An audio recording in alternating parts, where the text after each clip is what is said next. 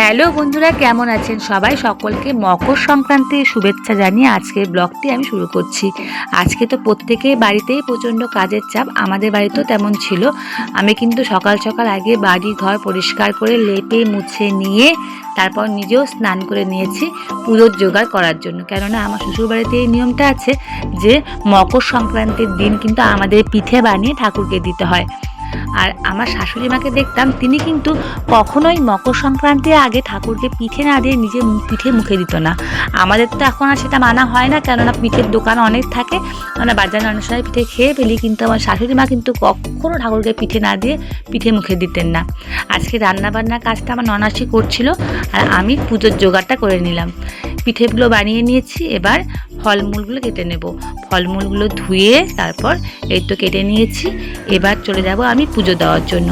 আজকে আমার ছেলেটাও প্রচণ্ড বিরক্ত করছিল, কেননা আমাদের বাড়ির সামনে মাঠে খেলা হচ্ছে আর ও যাবে খেলা দেখতে, কারণ ওখানে বাবা আছে।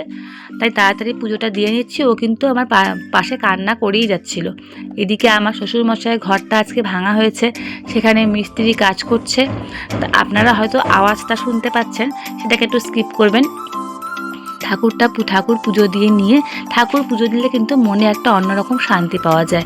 বাইরে পুজো দেওয়া হয়ে গেছে। এই দেখুন, আমার শ্বশুরমশাইয়ের ঘরটা কিন্তু ভাঙা হয়েছে, এখন এটাকে একটু ছোট করে বানানো হবে। তারপর আমার ছেলেকে নিয়ে এবার আমি বেরিয়ে পড়লাম, ওকে মাঠে দিয়ে আসতে যাব। ও খুব খেলা ভালোবাসে, হয়তো ওর বাবা একজন প্লেয়ার জন্যই হয়তো ওর খেলার প্রতি এতটা ভালোবাসা। তারপর ওকে মাঠে নিয়ে আসলাম, তারপর ওর বাবাকে ডাক দিলাম, ওর বাবা এসে ওকে নিয়ে গেল। আজকে এই ভিডিওটা আমি এটুকুই রাখছি। ভিডিওটা কেমন লাগলো অবশ্যই কিন্তু কমেন্ট করে জানাবেন।